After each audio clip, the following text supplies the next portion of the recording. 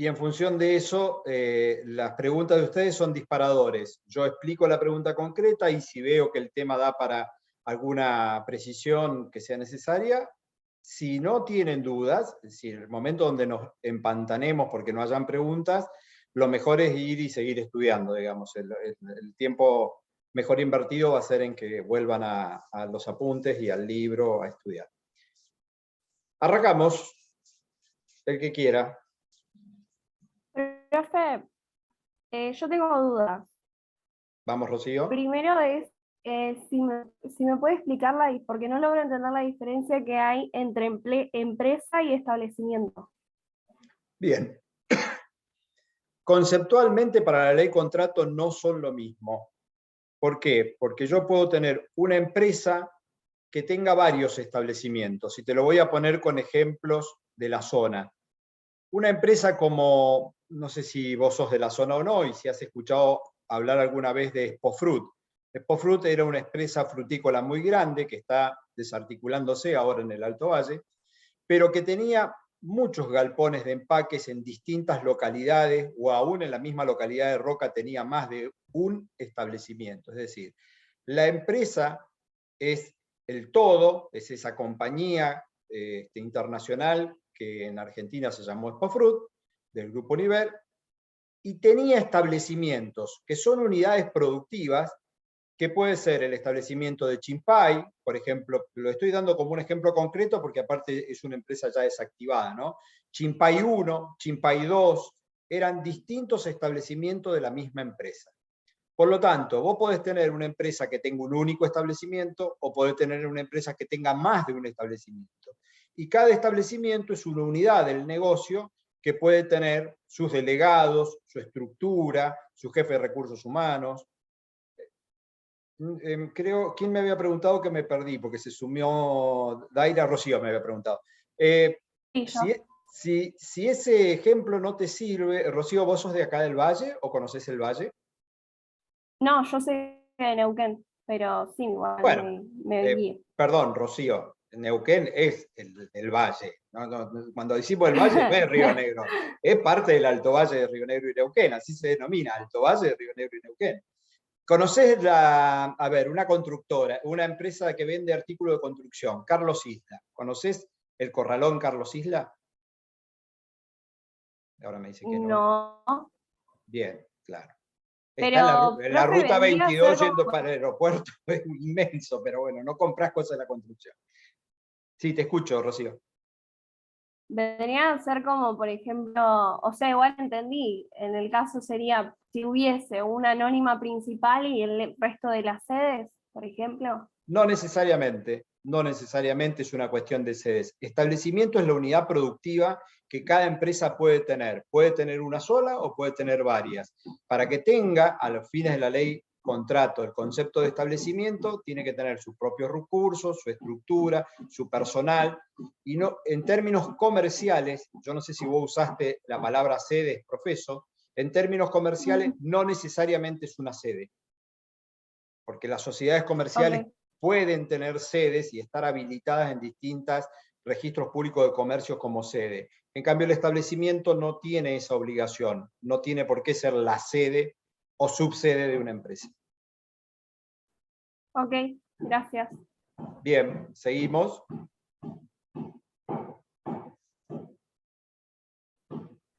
Yo tengo otra duda, o sea, yo tengo varias dudas que estoy anotando. ¿Puedo decirle otra? Sí, sí, mientras tus compañeros no vayan preguntando, vamos, con vos no hay problema. Ok. Yo vi que en una parte del programa hablaba de que en cuanto a las remuneraciones, los jueces podían determinarlas, pero mi duda es, si ya hay un salario mínimo, ¿por qué un juez determinaría una determinada remuneración? Justamente el artículo lo que dice es que si no surgiera remuneración del convenio o pactada, el juez va a tener que determinarla. Es el supuesto último, es cuando no haya remuneración de convenio colectivo, no haya acuerdo individual, en tal caso el juez puede fijar la remuneración. Pero estamos hablando del supuesto en que no existan estos otros antecedentes. Por lo tanto, como vos bien razonaste, si hay un convenio colectivo que encierra una paritaria salarial y hay un salario para esa categoría, esa es la que rige. El juez no podría fijar una distinta, porque es la que va a regir por el acuerdo colectivo y la paritaria salarial. Cuando no lo hubiera, ahí sí puede aparecer la determinación por el juez. Ok, gracias. Profe, yo tengo una duda. No me queda claro lo del ius variandi, como que lo entiendo, pero algo no me cierra. Bien. Facultades de organización y dirección. El empleador goza de esas facultades para poder justamente él organizar su empresa. Si no las tuviera, sería muy difícil que pueda utilizar los medios de producción y que pueda lograr un resultado. Entonces, ¿qué es el ius variandi? Es la potestad que tiene el empleador de generar determinados cambios. Perdón, ¿me siguen escuchando? Porque tuve alguna alteración de sonido. Ok. Sí, profe. Es la potestad que tiene el empleador de generar algunos cambios. Pero ¿qué ocurre? Esos cambios tienen un límite. Deben ser razonables y no deben afectar ni moral ni económicamente al trabajador. Porque si hubiera una afectación, ese ius variandi se convierte en un ius variandi abusivo. Y el ius variandi abusivo está prohibido por la ley. Estamos hablando del artículo 66.8. No nos vamos a quedar con las dudas. ¿Alguno me ayuda cuál era el artículo? Si era el 6 o el 8. ¿Se los acuerdan de memoria ustedes? Y después me exigen que yo me acuerde de memoria los artículos. ¿Se dan cuenta que soy un viejito que ya ha perdido la memoria? 66, profe. Bien, 66 entonces. ¿Qué características tiene y por qué es importante en la actualidad la redacción de este artículo 66? Porque el ius variandi hasta hace unos años, si era abusivo, hasta el 2006 para ser más exacto, porque ahí lo estoy viendo, si era abusivo solo le permitía al trabajador invocar esto como una injuria y considerarse en situación de despido indirecto. Es decir, vamos a poner un ejemplo concreto para aclararle a Sheila. Vos sabés que fijar el horario es una potestad que tiene el empleador. Está dentro de su facultad de fijar el horario de ingreso y de egreso. Ahora, ¿qué pasaría si cuando el empleador te contrata, vos hacés horario corrido, de 8 a 16?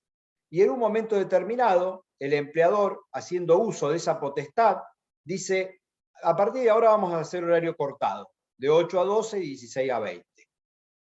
¿Vos crees, Sheila, que eso es factible? ¿Sí, no? ¿Por qué? ¿Qué opinás?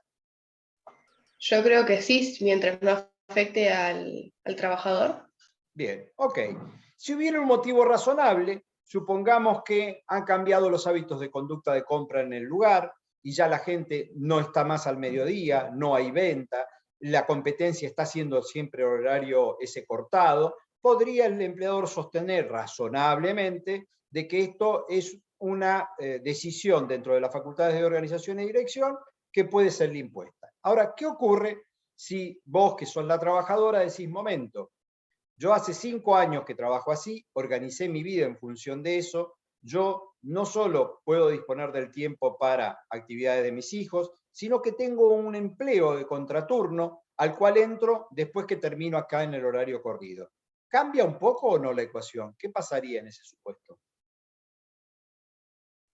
Sí, cambia, porque estaría afectando al...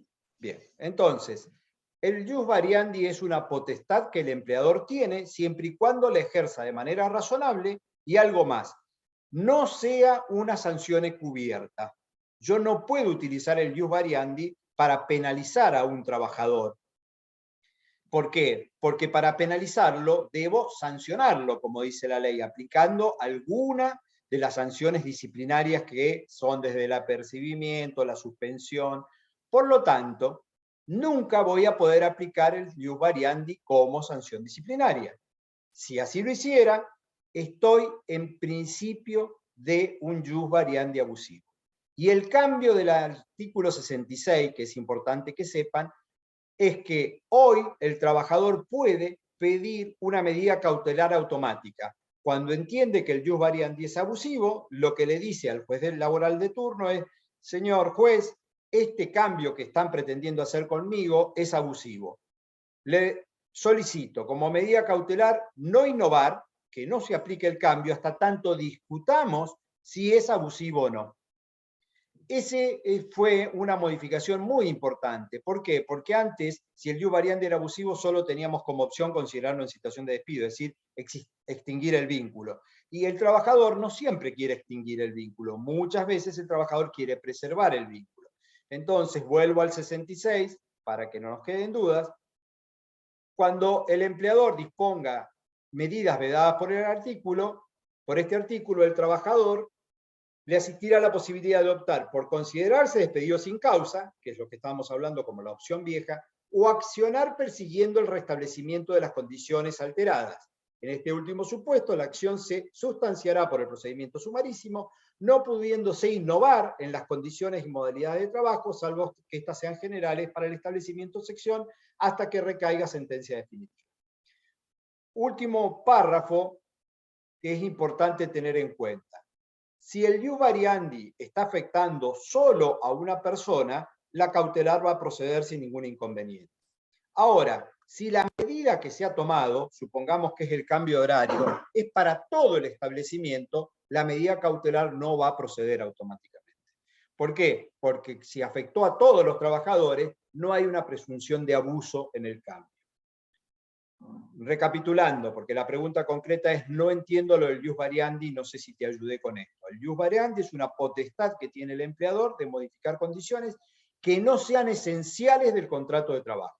Y las condiciones esenciales no pueden en principio modificarse y nunca pueden causar un perjuicio económico o moral al trabajador. Eso es lo que dice el artículo 66.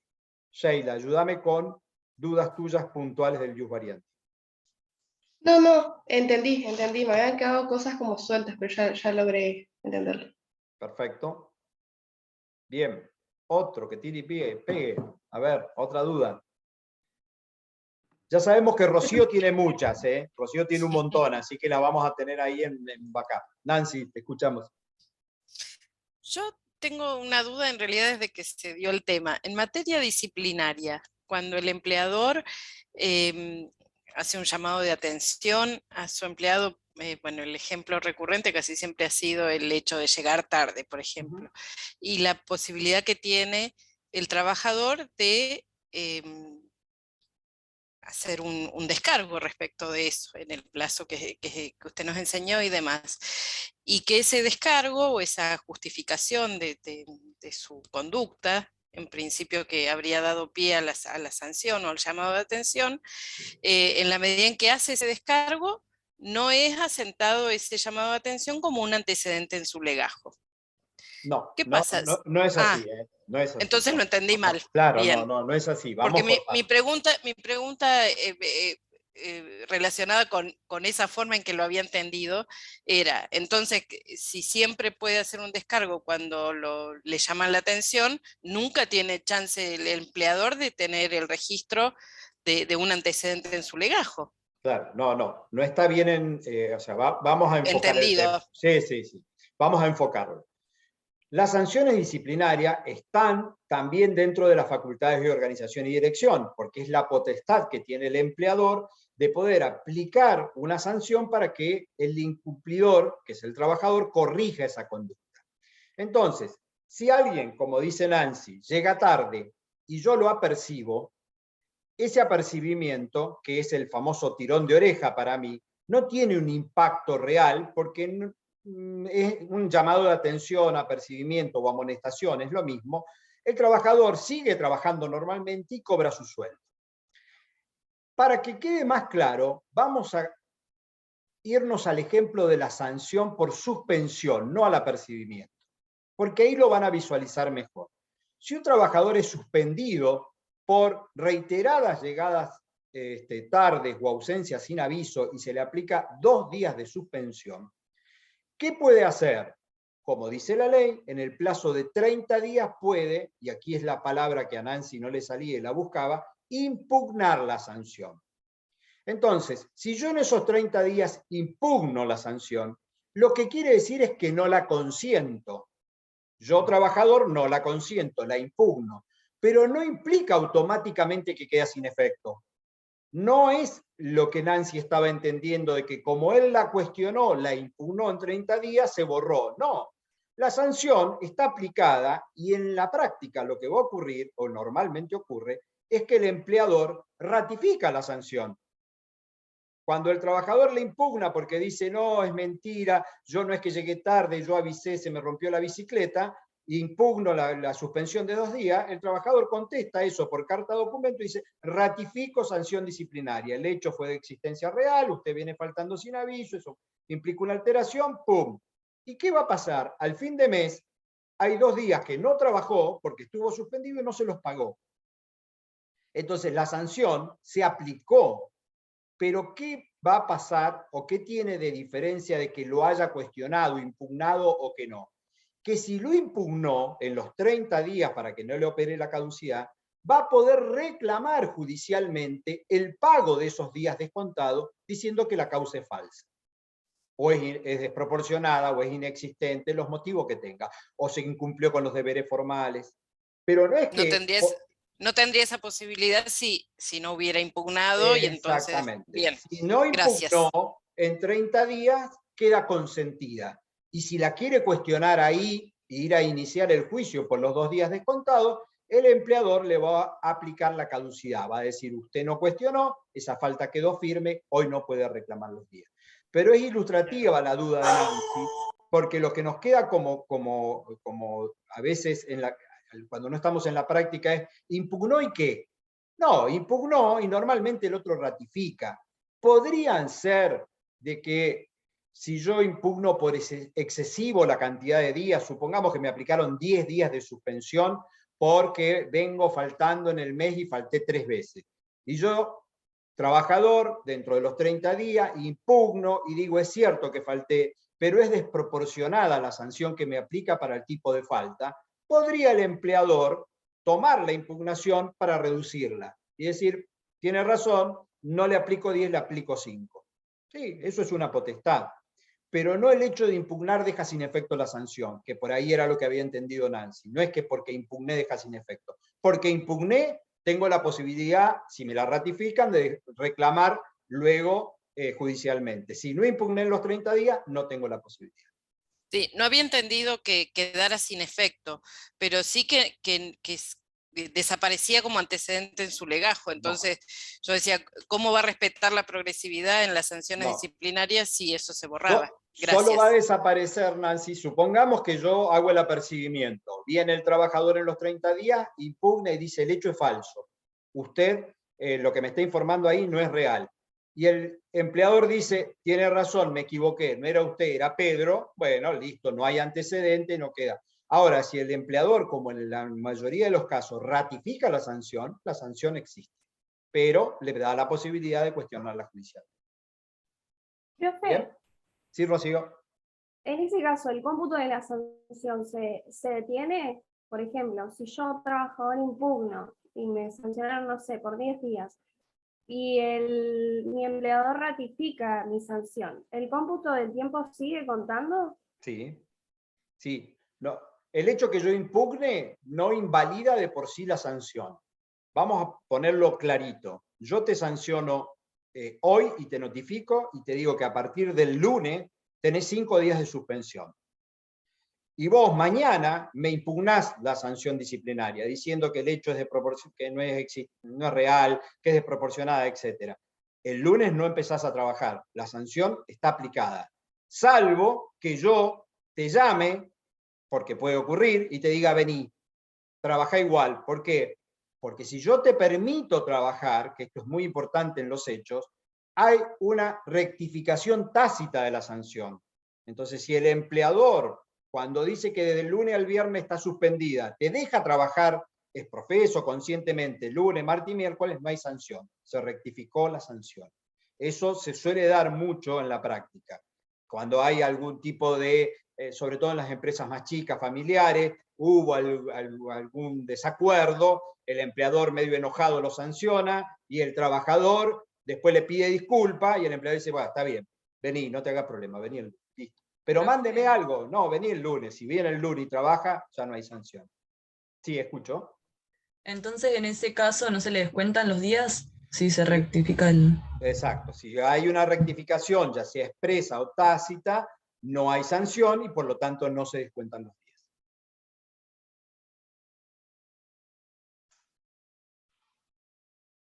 ¿Te escucho?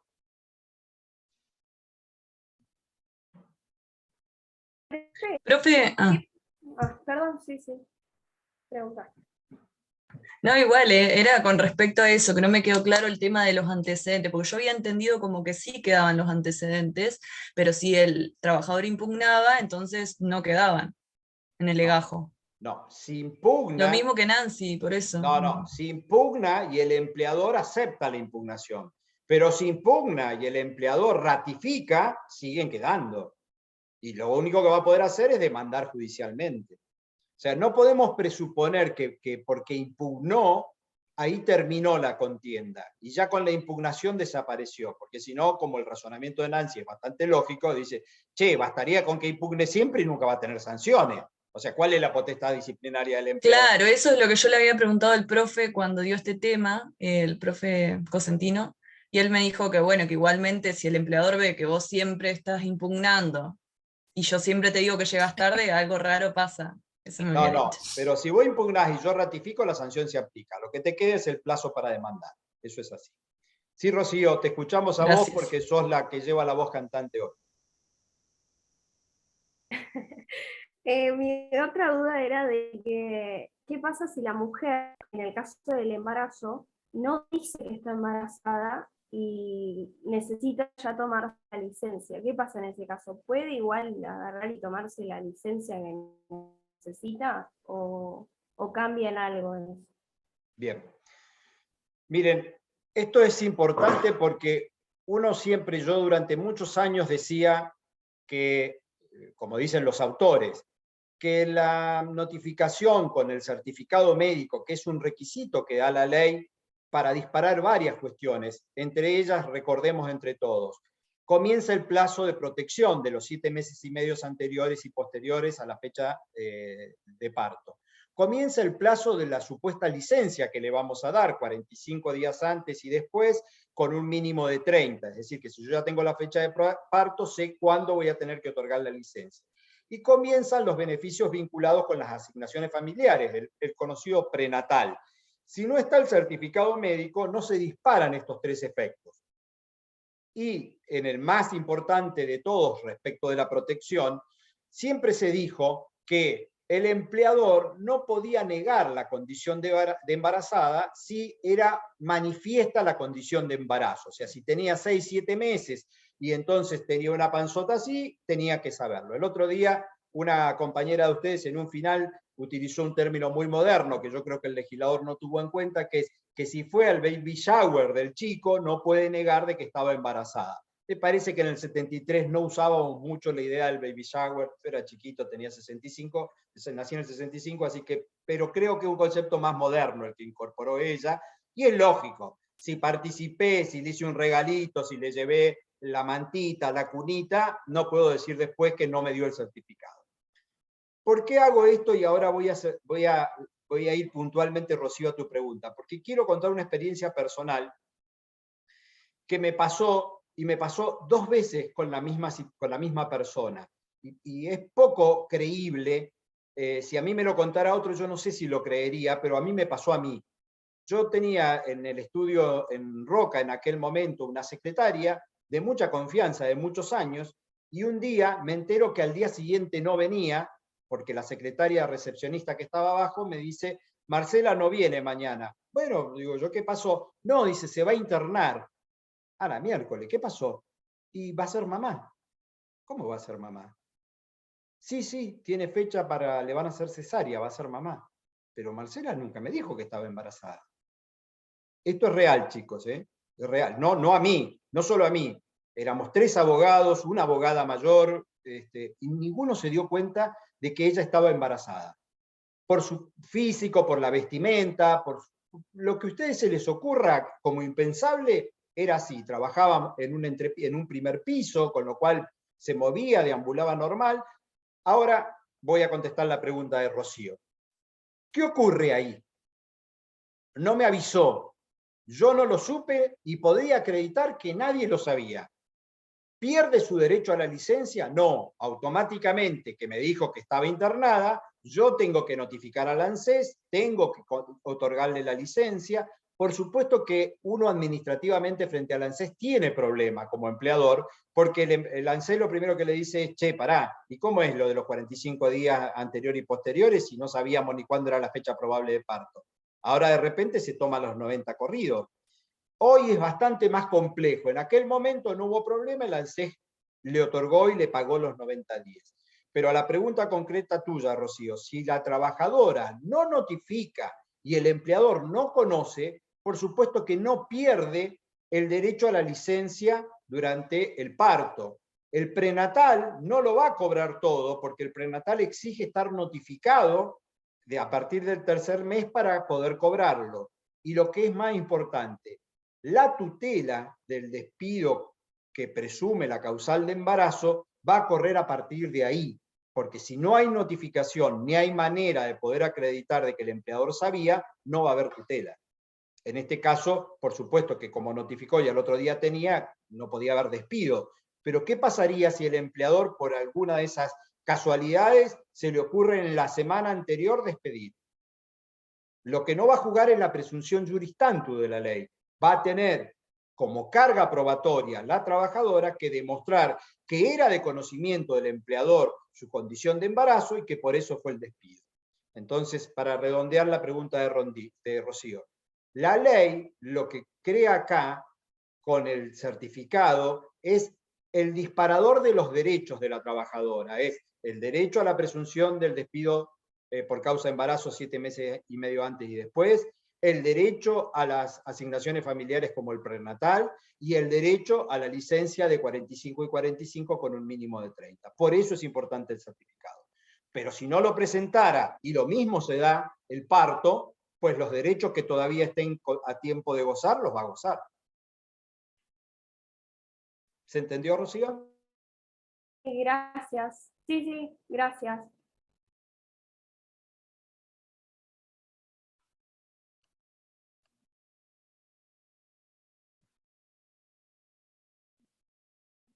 Profe, ¿Te escuchó? una preguntita. Quería saber si me podía dar un ejemplo de trabajo de objeto ilícito y uno de trabajo de objeto prohibido, porque Bien. si bien entiendo los artículos, como que en la realidad no sé cómo podría ser. Bien. Los menores, ¿desde qué edad pueden trabajar? No la quiero estar indagando a Daira, a todos, el que se le ocurra. ¿De qué edad puede trabajar un menor? 16. De En 16. principio 16 años, salvo que sea empresa familiar y que Sí. se permite de 14. Bueno. Si yo contrato a un menor que tiene 15 años y no es en una empresa familiar, ¿el objeto de ese contrato es ilícito o prohibido por la ley? Prohibido sería. Es Prohibido. prohibido por la ley, perfecto. ¿Y qué consecuencias tiene que sea prohibido por la ley? Que el empleador no va a poder invocar beneficios, pero el trabajador sí va a poder invocar los derechos. Es decir, el empleador no podría decir, che, yo no podía contratar al de 15, entonces no le pago. El menor, por más que no podría ser contratado como trabajó, sí va a poder invocar la legislación laboral y va a poder invocar que se le respeten los derechos. ¿Hasta ahí estuvo Daira con el prohibido? Ok.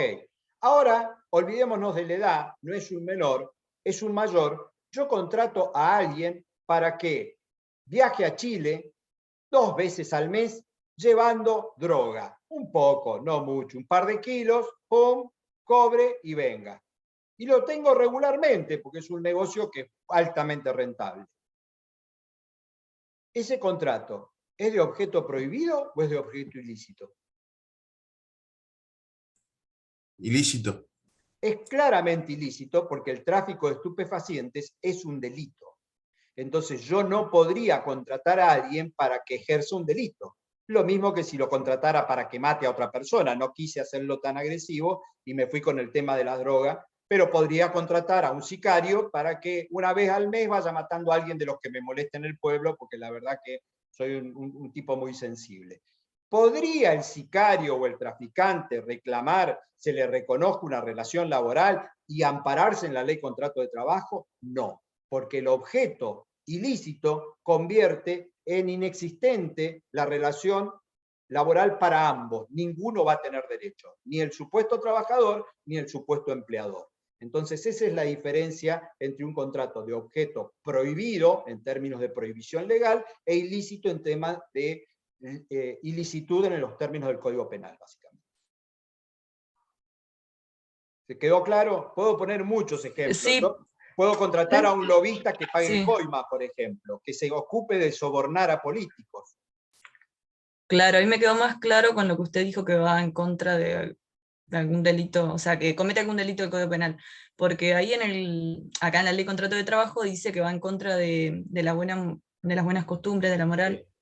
Entonces eso era lo que me costaba, como que Bien, podía ser pero cualquier actividad. la distinción es clara. El prohibido es el que está yendo en contra de un límite de la ley contrato, básicamente. Por eso te puse el ejemplo del menor.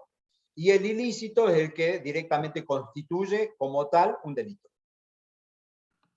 Profe, un ejemplo de un contrato que esté prohibido podría ser de, no sé, una empresa que contrata, volviendo al tema de embarazo, a una mujer que tuvo un bebé hace un mes.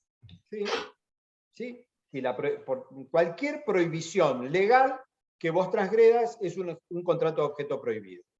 Puse el de menores porque es el más evidente, pero se te puede ocurrir el que sea, no sé, pensemos en algo simple, estoy tratando de que no sean muy complejas las prohibiciones, pero que yo contrate a alguien para que trabaje todos los días 14 horas. ¿Podría trabajar 14 horas alguien todos los días?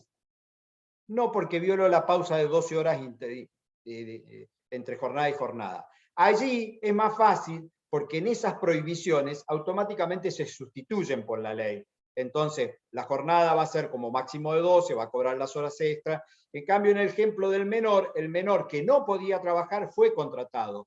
Lo que la ley nos apunta es que aún cuando no se lo debió contratar, como trabajó, va a poder esgrimir los derechos de la ley.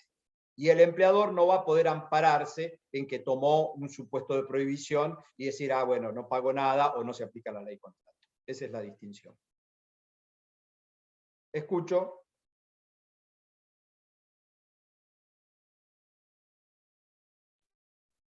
Profe, perdón, ¿se puede pedir que ¿cómo es el pago que se hace en especies? ¿El trabajador puede pedir que se lo hagan en dinero?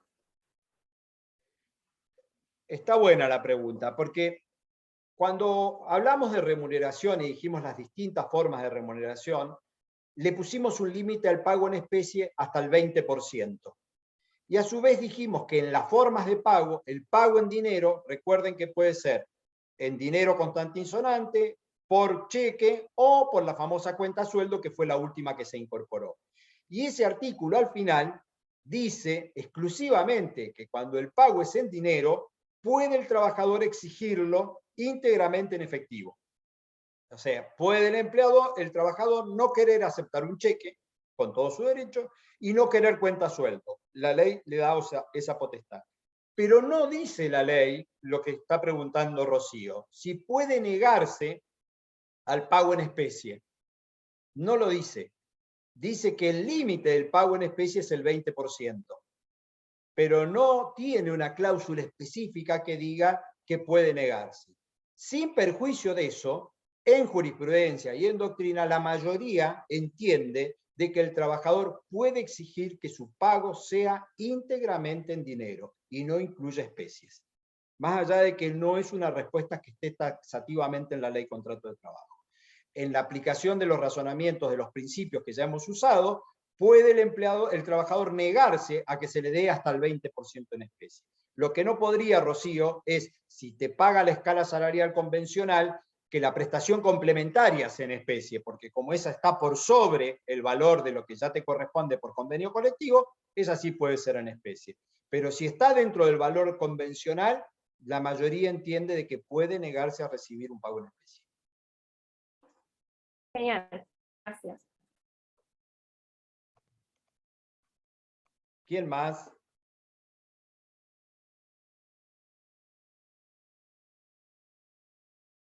Les comento que esto es lo más parecido para mí a rendir un final. Me vuelve a poner como cuando yo era estudiante, más o menos, porque me bombardea la pregunta, tiran a un palo al otro, así que bueno, me voy a vengar. Cuando les toque el final oral voy a hacer lo mismo.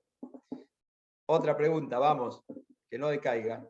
Profe, quería saber si creo que fue la primera clase de remuneraciones que yo no fui. Después vi el video de las clases del año pasado y explicó también recibo de haberes y lo de el formulario 931. Quería saber si lo había explicado también que entraba o no. Sí, los expliqué, pero no es que vayamos a preguntar qué contiene un 931. Los expliqué dentro del contexto que se entendiera y se visualizara cómo es que se compone un recibo de haberes, por qué tiene dos sumas, por qué tiene un valor menor y un valor mayor, qué es eso que se está descontando, qué es dinero del trabajador, que el empleador hace de agente de retención.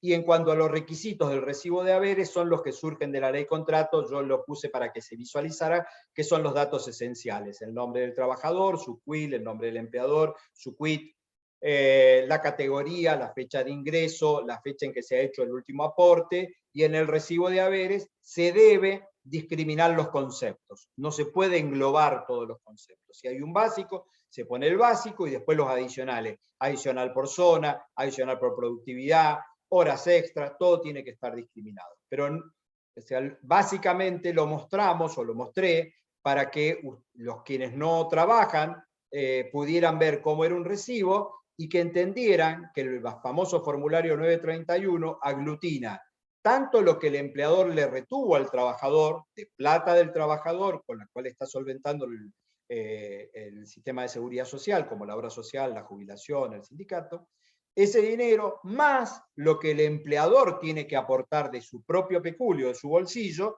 y esas dos ítems están abajo en el 931. ¿Cuántos son aporte y cuántos son retenciones? Eso se ingresa todo a través del 931 a la FIP.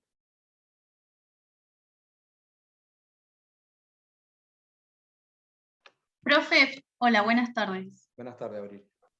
Quería saber si me podía volver a explicar lo de la remuneración a destajo. Bien. Son distintas formas en que se puede pactar o convenir la remuneración. Suspendamos un poquito, Abril, destajo para ver si podemos entender otras.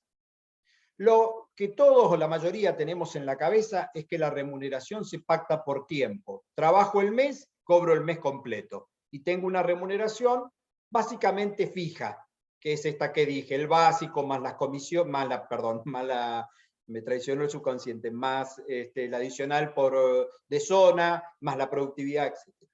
Ahora, esa no es la única forma de pactar las remuneraciones. También puedo pactar comisiones. Por eso me traicionó el subconsciente, porque iba más rápido pensando el otro ejemplo. ¿Qué es comisiones? Los dimos con el tema de los vendedores de auto, lo podemos dar con los de telefonía celular, lo podemos dar con cualquier tipo de actividad que tenga que ver con la venta, donde yo convengo que tengo por cada venta X valor de comisión. ¿Eso es válido? Sí, es válido. También hay lo que se llama comisiones colectivas, es lo que vendamos todos los del sector venta, los que vendamos todos los de Chipoletti. Tenemos una comisión, sumamos y un porcentaje de eso es lo que cobramos. También hay otra forma, que está en el 14 bis y que no está reglamentada, y cada tanto nuestro país hace péndulo y vuelve sobre el tema, que es la denominada participación en las ganancias. La propia Constitución pretende, tiene como objetivo en una norma programática no reglamentada, que el trabajador pueda participar en las ganancias de la empresa. Es otra forma válida, es. ¿Por qué el destajo tiene tanta particularidad? Que es otra forma. Porque lo que se conviene en el destajo es un pago por unidad de obra. Yo determino cuánto vale mi trabajo por hacer una determinada tarea. El ejemplo que pusimos, que en nuestra zona se ve mucho, es el BINS. ¿Cuántos bines cosecho durante el día de cosecha? Va de vuelta. ¿Sabemos lo que es un BINS? Para aquellos que no, porque no tienen por qué saberlo, es ese cajón grande de madera donde el que viene cosechando en su recolector va volcando de a poco la manzana y la pera ahí. Cada bin es una unidad de medida. Entonces yo pacto a destajo el valor del bin.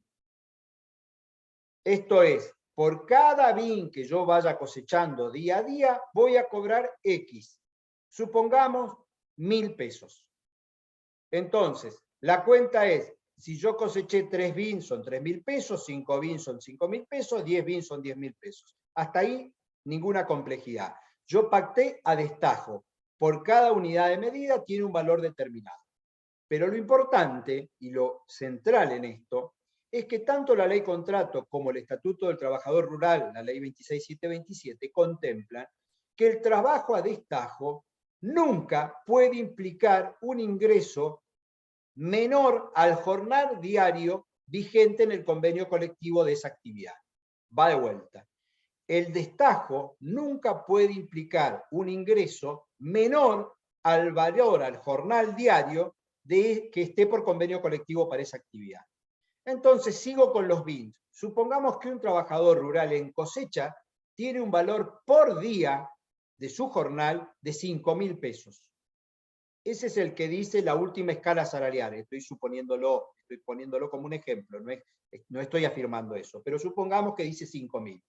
Entonces, si este trabajador hizo ese día 7 bins, ¿cuánto cobra? ¿7.000 o 5.000? Cobra 7.000. ¿Por qué? Porque cobra más, porque cobra por cada bin recolectado 1.000 pesos. Ahora, si hizo 3 bins, ¿cobra 3.000 o cobra 5.000? Cobra 5.000, porque tiene garantizado un jornal por escala salarial como mínimo de 5.000. Por eso es que la remuneración a destajo, la ley contrato y la 26727 dicen que debe garantizar a un ritmo normal un ingreso que supere el básico de la escala salarial. Porque si no lo permite y si no lo garantiza, no es ningún negocio. Y en la práctica, no se preocupen porque esto a lo mejor les hace ruido, en la práctica, siempre que se pacta destajo es porque le conviene a ambas partes. Es porque al empleador le conviene levantar antes la cosecha y entonces cosechar más rápido, y al trabajador le conviene a un ritmo normal ganar más porque va a hacer más bienes. Porque si no se da esa ecuación, a ninguno de los dos le conviene. Si el empleador no tuviera ningún interés en que la tarea se haga más rápido, ¿para qué va a pactar a destajo? Te pago por jornal y ya está. Y si el trabajador sabe que va a convenir a destajo, pero nunca va a ser el objetivo y va a cobrar siempre el básico, ¿para qué convendría a destajo? Va a cobrar siempre el básico del jornal diario. No sé quién me preguntó, acá ya me perdí. Yo te pregunté, profe, y gracias, ya entendí. ¿Entendiste? Bien. Sí, sí.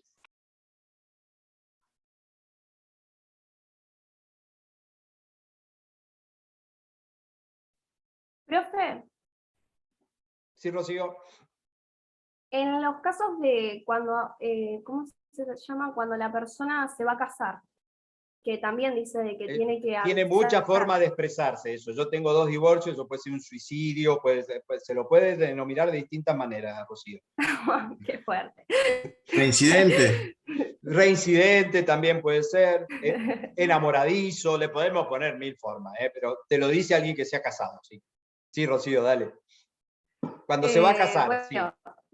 claro, vio que también hay un plazo en el que tiene que avisar, porque si no se va a presumir de que el empleador lo despidió por su estado civil. Pero no entiendo la última oración.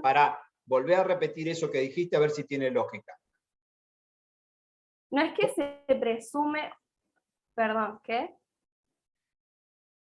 Pensá lo que dijiste y volvélo a decir. ¿Quién tiene que dije cumplir que con qué cosa? el trabajador tiene que avisar de que se va a casar, Bien. porque si no porque hay un determinado plazo en el que se puede presumir que el empleador lo despide por ese hecho. Por causa del Porque cambia su matrimonio. estado civil. Bien, Sí. pero pensalo. Como vos lo dijiste, estaba como al revés. El que debe avisar es el trabajador. ¿Para qué? Para que Sí. a partir de ahí se dispare la presunción. Si el trabajador avisa que va a contraer matrimonio y en el periodo que la ley da antes y después de protección se produce el despido sin causa, se presume que la causa ha sido por motivo del matrimonio. Esto es igual, la presunción opera como la del embarazo. Debe notificar, sí. Y también la discusión, al igual que el embarazo, es ¿qué pasa si no notificó pero su empleador era el padrino de la boda, con lo cual sabía, se compró el traje, hizo todo, no podía decir, che, a mí no me avisaron.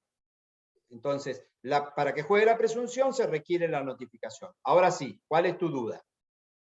No entiendo la última parte del artículo 181, cuando habla de los plazos, dice, no pudiendo esta notificación efectuarse con anterioridad o posterioridad a los plazos señalados. Eso no entiendo, o sea, más que nada la anterioridad, no entiendo esa parte. Vamos a ponerlo para que lo interpretemos. Perdón, que no agarré la ley de contrato. Un momento. Porque hay que leer un poquitito más arriba, me parece.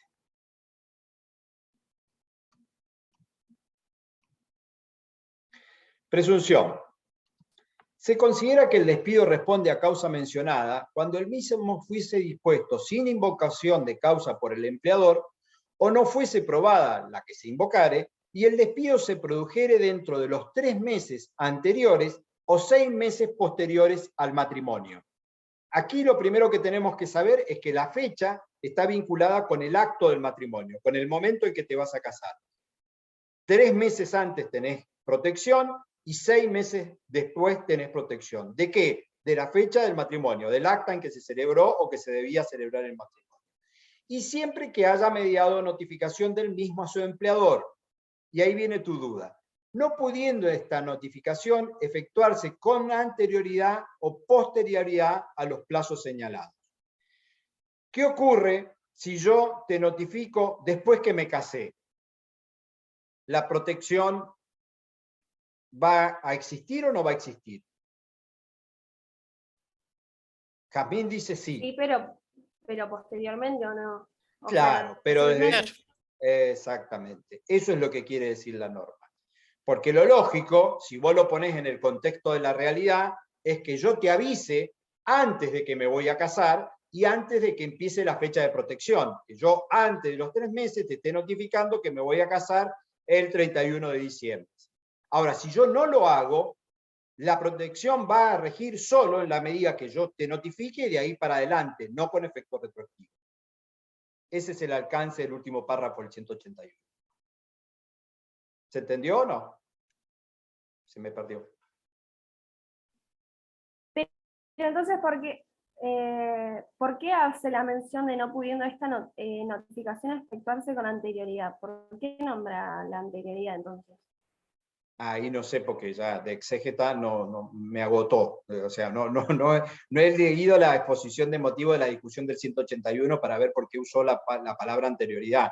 Lo que te estoy dando es el efecto que tiene, pero no me puse a desentrañarlo okay. a ese nivel como vos estás.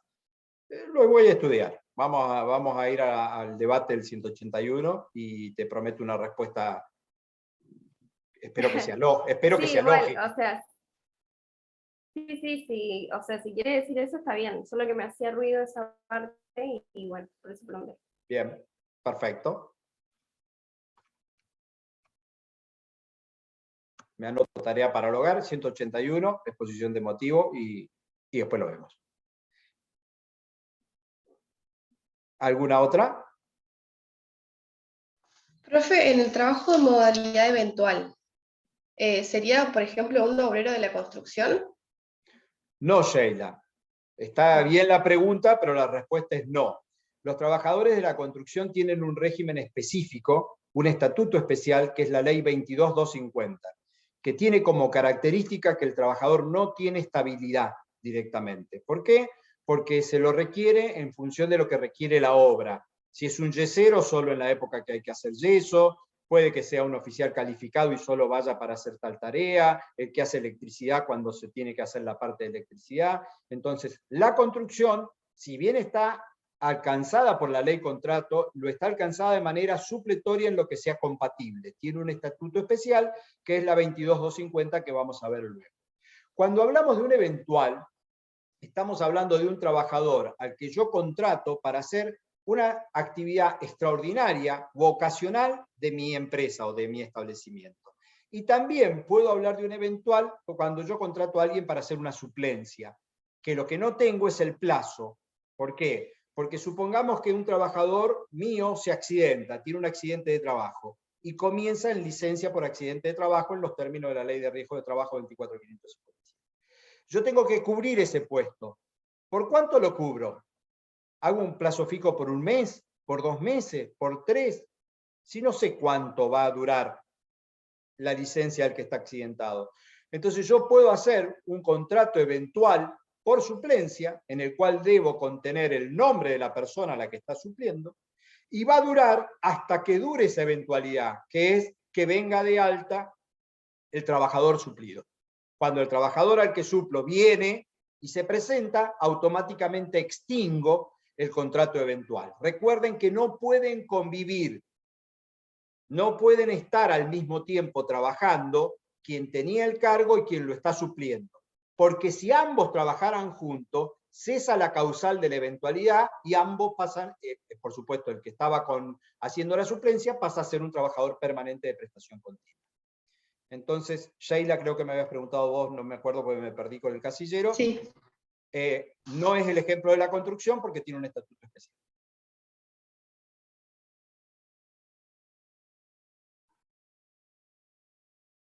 ¿Se entendió, Sheila, o quedaron dudas? Sí, sí, lo entendí. Gracias. Escucho. Profe, o sea que en el caso de tanto que sea por matrimonio o por embarazo, si por ejemplo la mujer no avisó que estaba embarazada, o el hombre o la mujer no avisaron que se iban a casar, solamente correría la indemnización del 245, si no, esos, tipo, si ellos no pueden demostrar que el empleador sabía. Exacto. No se va a aplicar la presunción juris tanto de la ley, podrá probarlo, pero si no lo probara, va a ser un despido sin causa y se va a indemnizar en los términos del 245.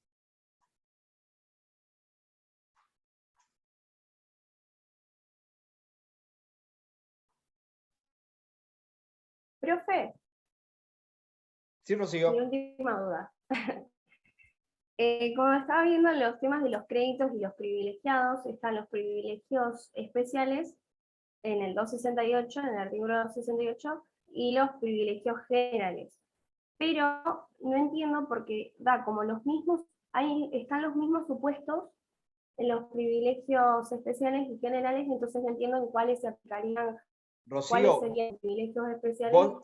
¿vos ya hiciste concurso y quiebra, Rocío? No. Bien. No. Ese artículo no lo hemos dado, no lo hemos explicado y no lo vamos a dar porque sería explicarle concurso y quiebra, para el cual ustedes ninguno ha cursado, que yo sepa, salvo que estén haciendo esto como última materia. Si alguno tiene curiosidad, lo explico, pero explicarlo es complicarlo porque es meterme en la ley de concursos y quiebra. Ok.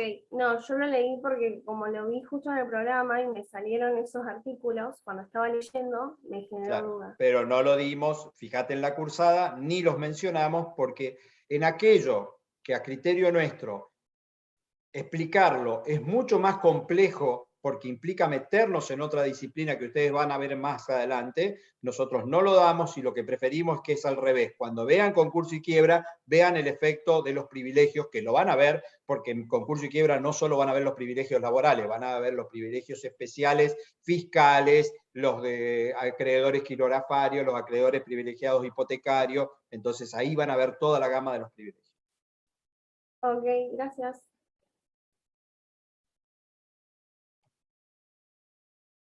¿Alguna otra duda?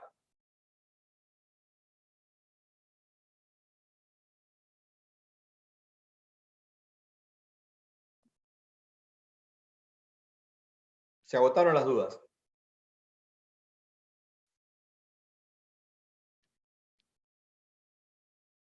Bien, si no hay dudas, cerramos. Yo estoy a disposición, mail y WhatsApp, ya lo saben. Si cuando se ponen a estudiar o continúan estudiando ahora hasta el viernes aparece algo, me mandan una preguntita y la contestamos ahí al toque, no hay problema. Rocío me iba a preguntar algo más porque veo que prendió el micrófono. Solo quiero decirles que el viernes va a tomar Ezequiel el parcial. El parcial está hecho por mí, no por Ezequiel, con lo cual los temas, no le vayan a mentir a Ezequiel diciendo esto no entra, porque él sabe qué temas entra y lo hice yo al parcial. Así que, sí, Rocío. ¿En qué supuestos, me quedó duda hace un rato con lo que dijo de las 12 horas como máximo, ¿en qué supuestos un trabajador podría trabajar como máximo 12 horas? Que te escuché mal, pero me dijiste, ¿en qué supuesto podés trabajar 12 horas? El Porque límite usted más... lo dijo recién. Claro, por Sí. el límite máximo de la jornada, en realidad está definido por el descanso mínimo que hay entre finalización de una jornada y comienzo de la otra. Yo puedo tener un régimen en que en función de mi jornada, haciendo horas extra, trabaje más horas que las 9 normales, que son el tope de la jornada diaria. ¿Por qué? Porque me van a pagar horas extra. Pero mi límite de la jornada siempre va a ser 12, porque no puedo pasar de las 12, porque si no, no estoy respetando el descanso de la jornada siguiente. Entonces, la ley lo que define es la pausa obligatoria de final de una jornada y comienzo de la próxima. Eso son 12 horas. Eso por descarte te queda que podrías, en la eventualidad de hacer horas extra, tener una jornada de 12 horas trabajadas. Ok, gracias, ahora sí. Bien. ¿Algo más? A estudiar entonces. Buena suerte para el viernes. Nos vemos la otra semana. Cariños para todos. Chao, profe, Chao, chao. gracias. Gracias, profe. Gracias. Gracias, profe.